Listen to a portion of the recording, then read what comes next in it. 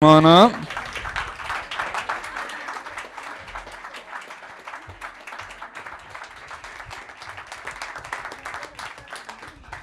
So I'll have you guys introduce yourself. Go ahead. Scott Ben-Yashar, executive producer, and co-writer. Joseph Culp, actor, writer, producer, and director, and all-around hat wearer. Yeah, thanks. And then I'll introduce myself. I'm again Dennis Baker. Give him a hand as you do that. Yeah, absolutely. I'm Dennis Baker. I'm the business program director. Just for those who are watching, those in the audience, a big reason we do these is not only for the filmmakers a chance to share their work, but to hear and share their stories so our audiences can be encouraged to create their own work as desired. So we're going to jump right into it. Before we do, yes? I just want to make sure that two people stand up. Yeah, we're Phil Abrams and cast and crew. Ali Sam, two cast members. Phil back Abrams, there. who played Neil, and Ali Sam, who played Mohammed. Right there. Okay, now sit down. So it does take a tribe, a village, an army to make a film happen. So congratulations to you gentlemen as well. So we're going to jump right into it. It starts with story and script because you can't make a movie without that. So talk about kind of how the story came to be, inspiration, and then into about the script. Well, Joseph had been in a men's movement for many years, and we'd been in a men's group together, still are in the same group, for close to 20 years. And one day, after a particularly inspiring session, I remember just having a bit of an epiphany, just saying like, I wish I had a camera in this group today. If people could see what just went on, I think it would blow their minds and change their lives. And Scott and I started, talking about that. And we stared regular visits to coffee shops. The coffee Commercial bean for the on coffee Wilshire. And therein lies the beginning, the seed of saying, how could we bring an audience into a primary experience, inside of an experience of a men's group, a modern day phenomenon, which has been going on for about 30 years now, maybe 40 years, but more in the last, since the 90s, I would say. And it's a real thing, and men get a lot out of it, and it's changing lives. But I wanted to see if we could bring an audience inside that and what would happen. And we did not want to do a documentary, and there have been many documentaries on the men's movement and men's groups. So we wanted to do a feature that would be entertaining, and then we could sneak in the thoughts and ideas we wanted an audience to get. So that's why we did not do a documentary. And was it always comedy from moment one? Do you knew it was just going to be a comedic movie in kind of that vein, or was that kind of part of the kind of beginning? Absolutely, what story are we telling? Absolutely not. Oh, No, I really, as funny as the film is, I dare say it is really not a comedy. I mean, Chekhov called his plays comedies, so you could think of it in that sense. It goes to comedic extremes, and we certainly embraced our humor, because why? This stuff is really serious, and men are also very funny. And Ridiculous. And ridiculous, and we wanted to celebrate the whole picture. So we really didn't want to get caught in saying, well, it's a comedy or it's a drama, because it's too much one or the other. It's the whole picture that we wanted, and that's why we did it in that way. And I love that you mentioned Chekhov, because that's what, when I first saw it, that's kind of reminded me of too, of that kind of extremes, balance, kind of the wholeness and the whole of life. So I appreciate that you said that. Talk a little bit about your guys' writing process. Did you guys just kind of go scene by scene? How did you guys work together to make this happen when we got into script? I would say it was all character. All started with finding the characters. These characters are compendiums of many men that we have met and that we are inside. And it all was driven by understanding who they were. Is that right? That's right. And we were inspired by real people, but you always have to be careful. We all know the stories of novelists who came from small towns and they captured something of that experience, and then they moved to New York and they wrote this great novel, and they went back to visit, and people said, I know that was me, and how dare you? And so that's always tricky. All of you people out there who are writers, directors, you know that that's always a risk. Real life inspires us, but then we have to shift it and change it and make it fiction. The story is a complete fiction.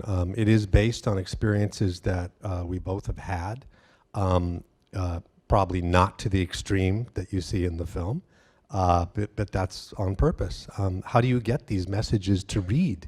You know, we once, when we started out, I think we started out saying, if we could only do My Dinner with Andre ×8, you know, it's so beautiful just listening to them.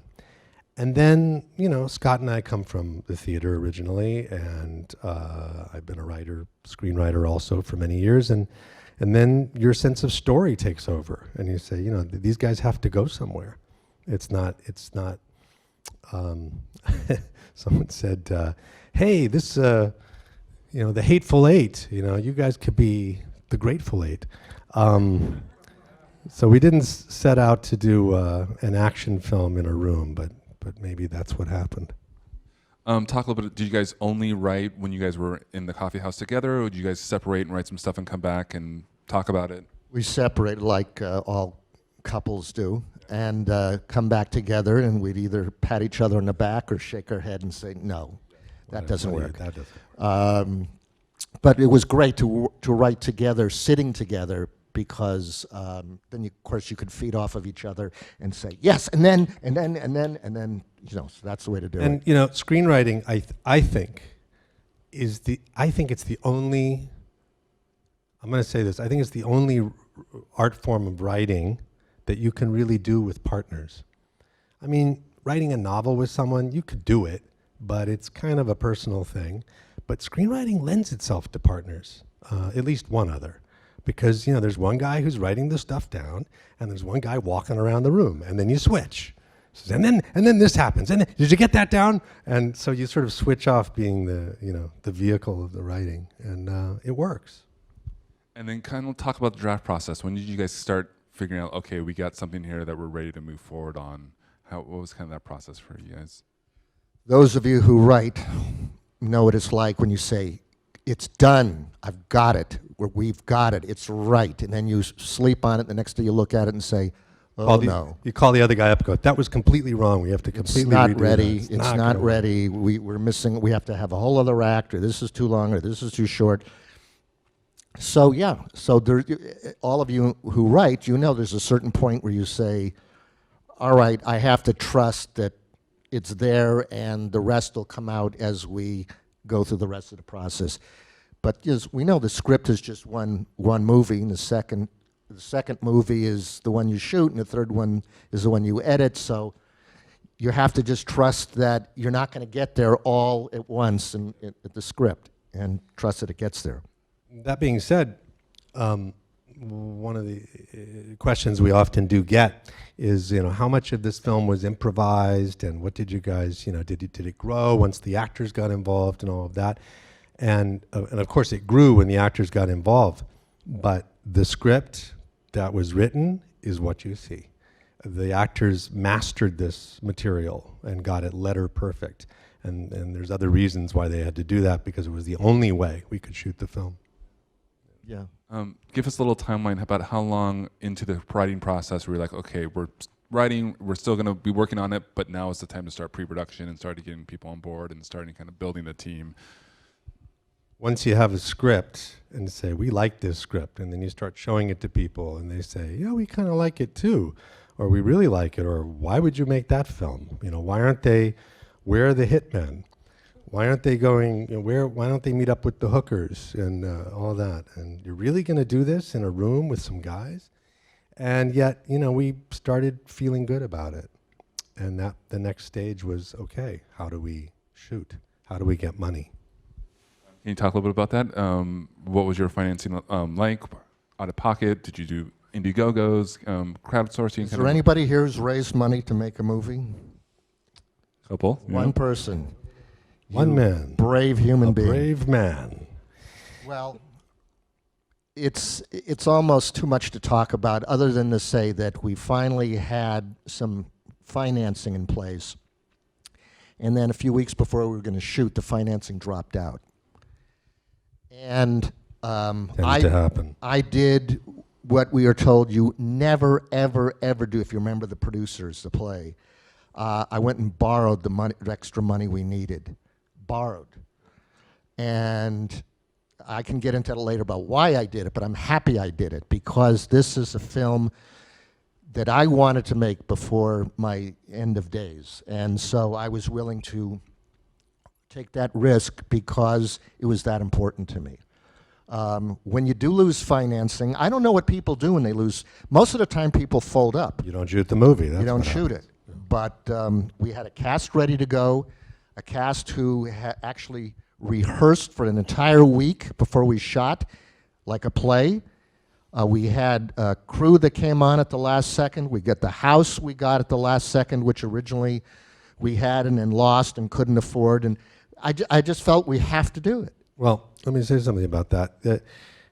There's one thing you might want to take away from this kind of movie, and that is it's a movie that, as Scott just said, that we kind of felt passionate about, that we had to make. Something that feels like this could mean something, and it might just mean something to us, or maybe a few other people. And there's something about following that project. You know, you don't write this movie necessarily to make money. We hope we will make some money, and I think we will, but it's not a genre film. We're not trying to do what other people did. It came out of a really personal place. And I'll tell you something. When you start to really believe in that, good things start to happen because other people believe it too. It starts to touch other people. The cast that we had wanted to do this film. They're all paid much more money to do other work, and they said, it's okay, we want this. Every actor that sat with us said, I want to do this, and I'll tell you why. And there's two of them here tonight. The DP who came on board, once he read the script, said, please let me shoot this for you, please. The house that you see, this house is a $7 million house that we could never afford in a million years. It was $30,000 a day to commercial shoots. And I begged this guy once I found it and worked on him for weeks. And finally I said, listen, you're not gonna, he couldn't sell the house, which was in our The house was completely staged, not for us, but for sale. So people poured a lot of money into it, all this furniture. We didn't take on any furniture, we didn't add anything, it was there. The sets was there. And it had never been lived in. Yeah, It never had been lived in. The guy built it and he couldn't sell it. It was on the market for 1.5 years. And I said, Ramin, my good friend, you will not sell this in the next month. And even if you do, no one's gonna move in. There will be an escrow for a couple months, right? Please let us shoot. Let us shoot for 12 days. And he finally agreed. And 12 days. And the set is such a major symbol in the film. You know, it's beautiful. So miracles happen when you believe. And I have to vouch for that. Almost every, you can clap that out. Yeah, that's a huge, yeah, for sure. It's echoed by every filmmaker that's up here, the idea of it has to start with passion, because if it's not there, then it's not going to happen. So congratulations for all that stuff. Let's talk a little about casting for actors in the audience and stuff. Being an actor yourself and everything, obviously I'm guessing a lot of the actors you knew had relationships with. Did you guys first start writing with anybody in mind, or did you just write and deal with that after it was written? I'll be honest, when we were writing his role, I was thinking of Robert Downey Jr., but he wasn't available. No, I partially did have him in mind, not so much to act in the role, it would have been nice, but something about his persona came to mind for me. Of course, Joe did it a completely different way, and he did it beautifully. He did it Joe's way. But I don't think we had any other real live people. Well, I did say that. We were inspired by some real people, but we did not have any actors in mind. Didn't write it for actors. I didn't necessarily write it for myself, though I poured a lot of stuff into that role and others. No, it was meeting the actors and then my deciding that I should act it as well as direct it. came in stages. And when we started meeting, it took us over a year to cast it. And let me say something about that, just for all the actors out there. We sent this script to many actors that we saw in the roles, actors that we had even heard might be open to this kind of a piece. The agents would not even show it to them. We didn't have the money that the agent wanted, and as soon as they saw that there was full nudity in it, they put the kibosh on it. They wouldn't even show it to these actors, and I dare say, if I met some of those actors today and they saw the film, they would say, my agent didn't show this to me, because I know that some wanted to. Now, thank God we got the actors we got, because they are this movie now. They're the spirit of the movie. So finally we started, meeting people, meeting actors, and we just talked to them. They read, but mostly we talked to them. And then, as actors yourself, what was that process on the other side of the table? What did you take from your experience as being an actor that you wanted then to kind of bestow into the room to find what you needed to figure the puzzle out? One of the great, I've been on the other side occasionally for a while now. I'd say about 15 plus years. I've made some other films too, mostly as a producer and actor, and some shorts that I directed. One of the things that you realize as an actor, when you're finally bringing actors in and you're auditioning and everything, is that almost anybody who finally gets into the room with you, they're good. Everybody was good. Everybody's terrific. Everybody, was great. And nobody is bad. And as an actor, you always suffer about that. Like, I shouldn't have done it that way. And oh man, another choice. Oh, horseshit. Terrible. Yeah. None of that is real. What's happening is another process, which is getting to know someone, one that you think you would like to work with. So being yourself is very important. Being relaxed enough to say, I'm into this movie for these reasons. Now, unfortunately, we don't get to talk about that a lot at auditions, but although the European films I've made, their style is very different. You never even read. You just sit with the director for a while and he knows. He knows if you're the guy. And we kind of applied more of that, this process, because we knew we were going to go through a war here. And we wanted some comrades to go with us. And, everybody was great. And then it comes down to stuff like, how many beards can we have in the film? How many, the bald guys, or, how he's dark and he's light, and there's all this mixing and matching. And I swear to God, it's so superficial at that level. So I just want to say to the actors, give yourself a break. Always go in, do the best job you can, be yourself, and the rest is really up to God and to what is right, for that project. Did you guys have agonizing moments where you're like, it could go either way in this role? Like, if we went this way, it means this, or if it went this way, it means that? And talk about that kind of idea of as a director, as a producer, when do you finally go, okay, this is the person, this is how we're going to commit, how do you kind of come to that decision? My memory is there were a few people that we weren't sure about, but we pretty much would say they really understand the character, they understand the script, and it wasn't the way they read for an audition. It was an expression, it was the way they nodded, it was something they would say, which told us they really understood it. Tim Bottoms, I wanted to do the part that Tim did, but I figured, well, people remember Tim from 40 years ago. 40 years ago, they don't remember me. But Tim said, this is the part I want to do, and let me tell you why. And he started talking about his personal life, which I won't get into. So most of the time we knew that this person was absolutely right because of how what they had to say about, I think we even asked them at times, why do you want to do this? Why would you want to do this movie? You're not going to get rich doing it. It's not a genre film. Why do you want to do it? And when they would talk about the reasons, very often that would be 75% of Yeah, for me, it's like when you start to talk about the why and what do you think of the story, and they'd read the script, and what did it mean to them, you're getting who the actor is.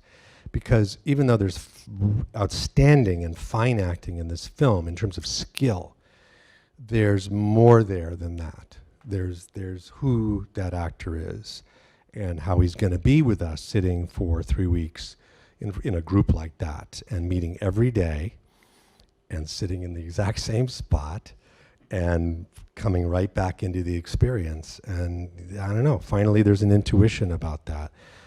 Some guys, Tobolowsky, first guy I met for the movie. He came in, he says, it's great. And he thought he was going to be Larry or possibly Neil or something, I don't know. And we talked a lot about it and realized he's a Carl. He would be beautiful as Carl.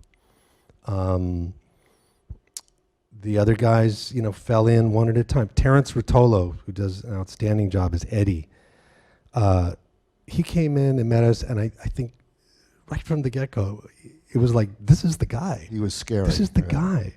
He's got the machismo, but he's all intellectual about Joseph Campbell he's talking about now and all this shit. And he actually had not read the script.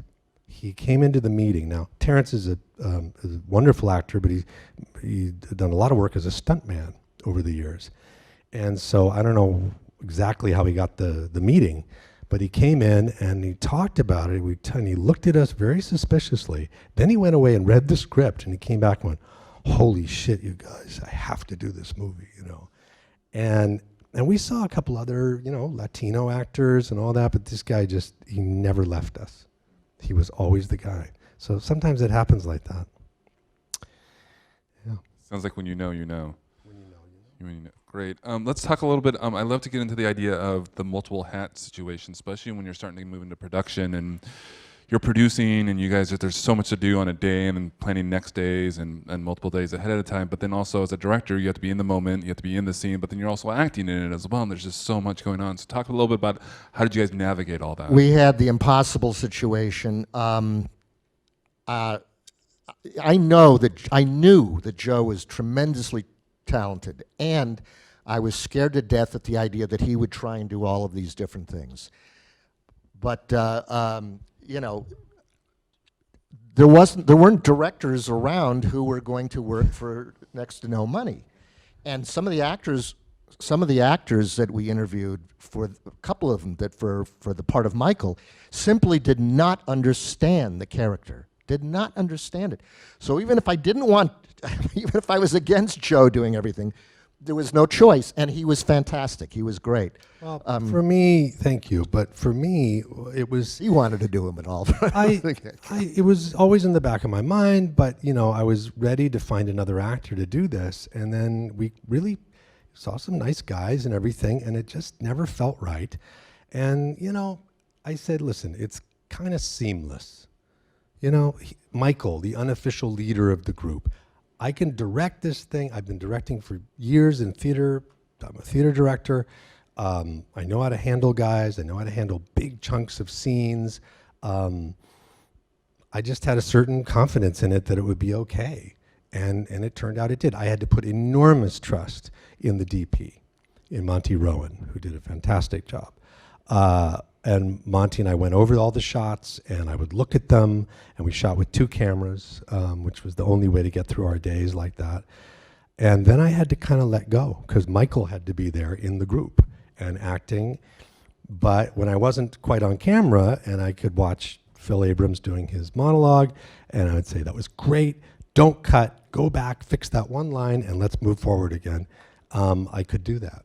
And I don't know that director standing outside of it would have been so intimately connected with the material. And I guess that's what I'm trying to say, is that the material was inside my body. Right. So I didn't have to do much. I didn't have to, and of course, but I didn't have to. And I was a frustrated director, so I could watch a lot of it he was doing, and sometimes I'd go, and he'd say, yeah, and other times he'd just say, yeah, right, get out of here. So as a producer and a frustrated director, There are times when I had to just let go. And I let go so much that I took all my fear and my frustration, and I would go downstairs in the basement or the lower end, and I'd go to sleep. Go to sleep. I would go to sleep. And I said, where's Scott? And says, he's down sleeping. That's Because a perfect I place was for ready him. to go, So sometimes, what Joe's saying is very important. You have to sometimes just let go and get out of your own way, or trust that the other people, whether it be the DP, your partner, just knows what they're doing, and somehow, some way, it's going to come out all right. I trusted myself because I had a lot of experience making what I would call guerrilla films for many years. I made a film called Hunger on the streets of LA with my good friend Maria Geis. The two of us shot that film for months, and it's a kind of a beautiful, austere film based on a Norwegian novel about a starving writer, and we made it for zero. No money, only people who donated their time. And that gave me a kind of real rigor about stealing shots and moving quickly and getting out before the cops come and, borrowing light where it was. So, I come from a acting and show business background and everything, but that was really film school for me. And then I made another film about 9/11 called The Reflecting Pool, which was also we made it for like $25,000, and it looks beautiful. So I had some experiences in working that way, and now we actually, though we are a small budget, we made everything count, and it looks beautiful. So, can you, because since we saw the final product, can you kind of talk behind the scenes of certain shots that maybe were difficult, or you had to plan differently, or the dog stopped barking for 5 seconds to get something? Kind of give us some behind the scenes glimpses. Well, we had problems with Stephen Tobolowsky. In the street, he had to wear certain pads on his feet because it was August, and it was some days it was 90-something degrees on hot black asphalt. And so he was half the time he was burning his feet, and the other time, the first day we shot, when he was covered in that stuff, Joe is amazing. Joe shot the entire backyard scene in one morning. Then we did the street, all those street shots, him running around in the afternoon. 3 hours. We only had a permit for 3 hours. That's because we couldn't afford more than that. And it's like it had to get done. There was no turning back. And the first day after we got it done, he got in the Stephen Tobolowsky got in the dressing room and could not get that material off of his body. So I spent another 3 hours with Stephen and 2 makeup and hair people in a downstairs bathroom with him naked and us scrubbing him with mineral oil and sending out for more stuff. And it was the bathroom, the brand new beautiful house. But this bathroom was a massacre. That's right, covered with black tar and everything in this house that we were renting. And initially, before Joe got there, I thought, oh, Stephen's going to kill me because he's not getting rich doing this movie, and he's going to be furious because he was burning his feet and he can't get this off. And I knocked on the door of the bathroom, expecting him to, throw something at me. And I said, I'm so sorry, man. Are you okay? And he just sort of goes like this and opens the door, and these 2 young, beautiful women cleaning him. He's completely naked, scrubbing him down. Scrubbing his and ass I said, like that. I thought we were going to be sued, but That guy, I mean, every actor on this piece was a pure professional, but most actors would start to really get like, what did I get myself into? Oh my God, not once. He totally understood it. And he said, shit happens. Shit's on me, and we'll get it off, and by God, we did. And then when we had to reapply it one other day, we used glycerin, not latex. Thank you. And it all washed off just fine. I don't want to skip the fact that you mentioned earlier that you had a week of rehearsal, which for independent film is like impossible. So talk about that process of how do you make that happen? Well, the actors like Ali Sam and Phil Abrams understand. They said, we want to be good in this. This is an actor's piece, and everybody knew. Tim Bottoms, even with his long history of being a movie star and all that, he knew too. He said, we will not make this work unless we have this time together. And I'd say it's even more important than the learning of the words, which they did. They learned it. This is not showing up and getting your sides in the morning. These are actors, trained actors who digest that material and take it and take those monologues. And I was so impressed and so proud of them because you don't meet actors like this anymore. Sorry, I'm getting a little bit, You can preach. hot Okay. about that, but there you go. That's where I come from. And they did it and they gave it to us for free. When we had our little lunch and we would sit at the table and work and go into the living room and work. And that was Can't say for free. This is SAG here. Okay. We get the point. We get the point. It looked Didn't happen. free. Anyway, so it was just essential to making this believable. And when I watch the film now, and I've spent, a couple of years with it now, just with all the editing and everything we did, I still lose myself in it. I believe these guys. I'm not thrown off. As much as I love Robert Downey Jr. and Sean Penn, I'm glad they're not in the movie because I wouldn't believe it if they were. These guys make me believe this group. So Great. That's great. Let's give them, all the actors, a hand for that. Yeah.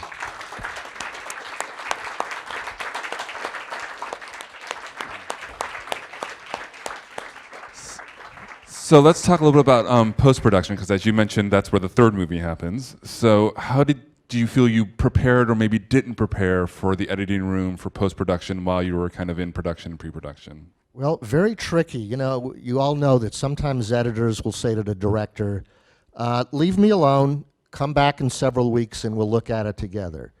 We didn't do that. not with a Joseph Culp. Not only not going to would he not go for that, generally speaking, I wouldn't go for it as a writer-producer.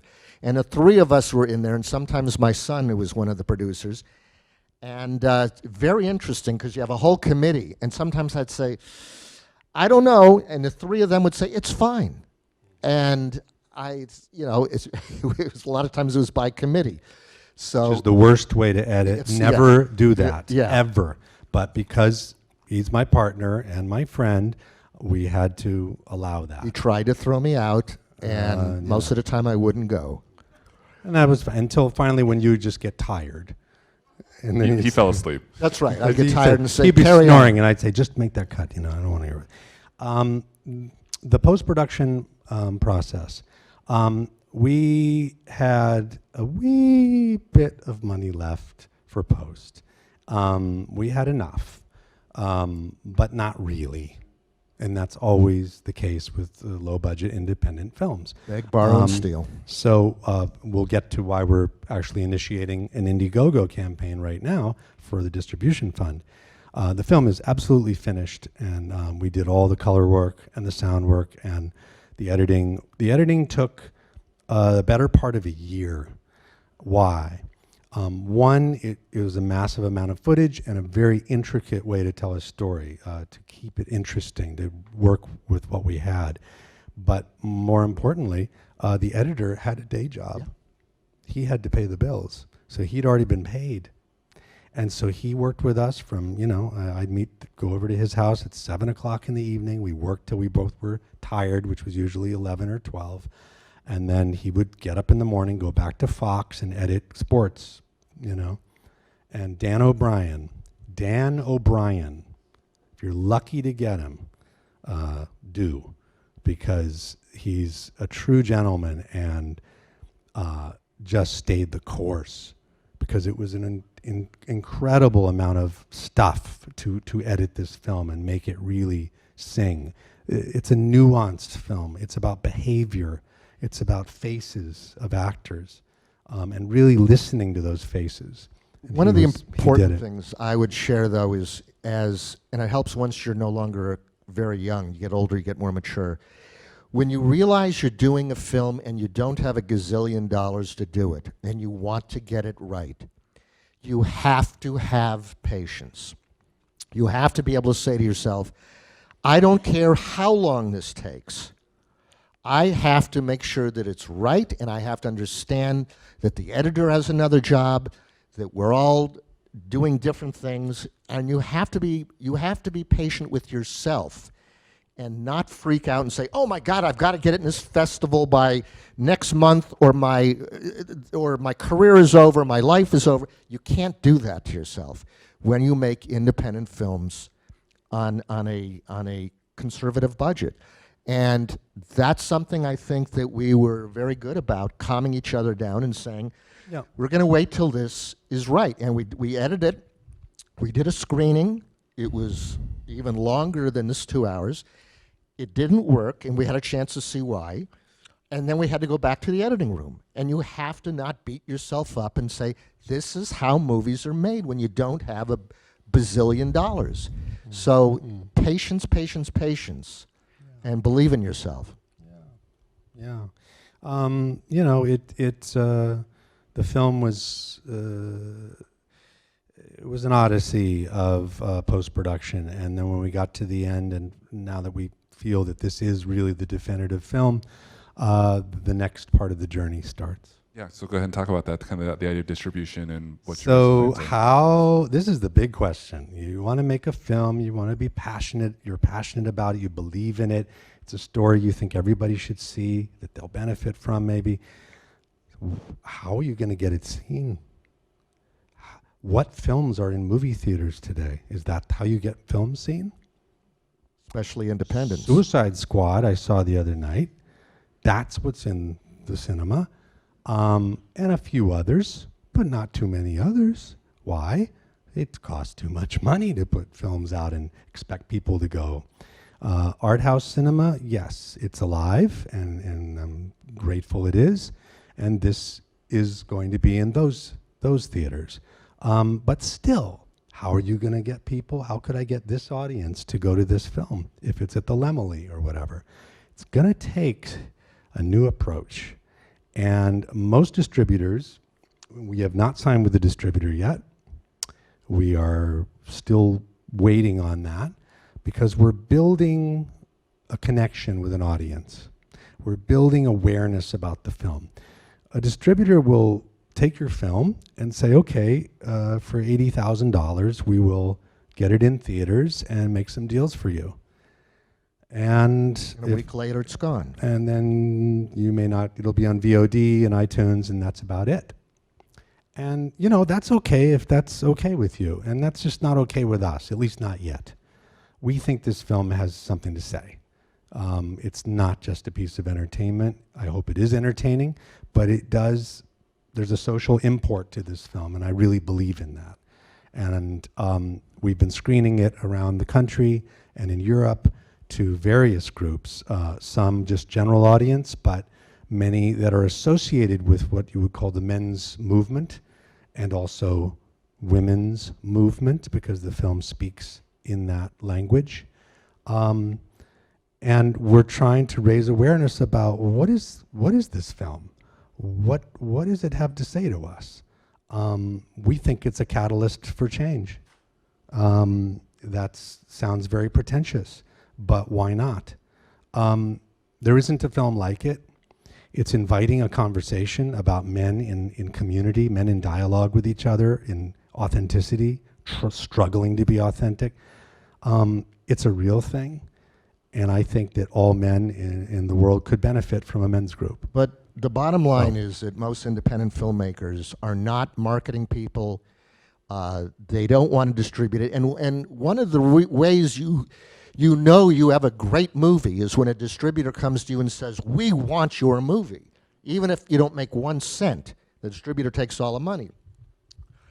And it's a different world today. So indie filmmakers, I keep liking it to pre-World War I, when people used to go to the arcades with cans of films under their arms and take it and play it in arcade to arcade, silent film days, 1915 or 16. And the filmmaker walked it around. And most filmmakers today are not willing to do it because they think it somehow, maybe it scares them or it diminishes their artistry as a director, you know, getting their hands dirty, having to try and sell their own movie. I'm sorry, that's the real world today. And we're not afraid to do it, especially because we believe in what the movie is about. So we are, whether we get signed with a distributor tomorrow, the one that we want, We are dedicated to marketing this movie on our own. On our own also means maybe with professional marketing people. Yeah. But we're going to be active in it. We're going to be strategic. We're going to be thinking. This is what most filmmakers have to start to do. They have to change the, what's the word I want? Thank you. Thank you. That's an agency, I believe. Yeah, that's the word But it's I want. also a way of thinking. And I completely agree. We're in alignment on this one. It's like you can't just let a distributor. I don't know that they're going to know how to market this film, but we have some ideas about it. So, hence, we need to raise some money again. And how are we going to do it? Well, some of my friends have tried crowdfunding, and I thought, could I do that? Well, you're damn right you can. And we're just started, and it just started today. So if you did like this film, I want to ask your help. And that's what we're doing with our crowdfunding campaign. And the help is not necessarily just monetary. That's, if people can donate, that's great. But if you become a friend to the film and a supporter of the film and you believe in what it has to say on an independent film level and maybe on a sociological level, you could get onto this campaign. And so Facebook, Twitter, I've brought some flyers. I would like you all to take one before you leave today. And it has information about how you could support the film. And it even has some cool codes that you can scan with your phone, and it'll take you right to the website, and you'll get more information about the film and what we're doing with the Indiegogo campaign. We're going to use the money that we raise to market and promote the film. And hopefully we'll gather audience to our cause, and that will lead to a good distribution, because people would have heard about it.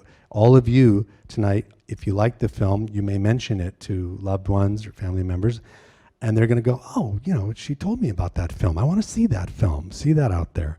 That's how it works now. And there are movies that have done very well, mind you, with not one print ad or one commercial, and they have made their money and then some. So the social component is so available to us now, and we are going to participate in that. Great. We like to wrap it up with one final question called the Golden Nugget question.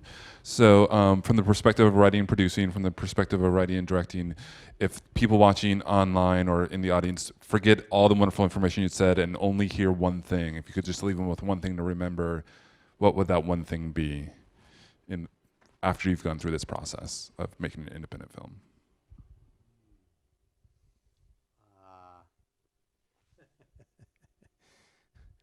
That sounds like the sound of one hand clapping right there. It's hard to. It's a big question. It's a big question. It's a cliche, but I will say, Please. do what you believe in. Do follow your heart. If you're trying to, make a horror film or a rom-com because you think that's what the market wants, you might do all right. But I was just saying to Joe, at the end of your life, you're going to say, oh yeah, I made a rom-com and we made a $2 million profit. Well, there are other ways to make money, but I realized I needed to do this before I died. I needed to make this kind of a movie. So I would say, find out what you need to do before you die and do it. That's great. I love that. I That love out, it. yeah. Find what you need to do and do it. Yeah. And I would add to it, all the sweat and labor of making an independent film. God, make it something you really care about, that you love. Make it something you love, because, it's going to sustain you through the dark hours. And yeah, and we can look back, whatever happens with this movie, I think good things could happen with it, but it makes me terribly proud to look at it and moves me seeing it 100 times already, and it still touches me, and I think it will go on to do that. So it's enough. Thank you all. Thank you. Yes. Thank you all for coming. Please tell everybody about it. Go to our Facebook page. Please friend us on Facebook and like our page. And the big thing I always tell people, liking is really important because then you'll hear about everything. But the next thing is share it. Share any post you see. On Monday is the official launch. You can go now and check out the campaign, but the official launch is on Monday, and there's going to be so much material coming in Facebook and Twitter, clips from the movie, interviews, secret nuggets and tidbits and pictures and No nuggets. really cool stuff. Meatballs. There'll be lots of meatballs. Well, thank you for sharing your passion. Thank you. It's evident, and thank you all for coming. Have a great night. So much. Thank you. Thank you. Welcome to the men's group.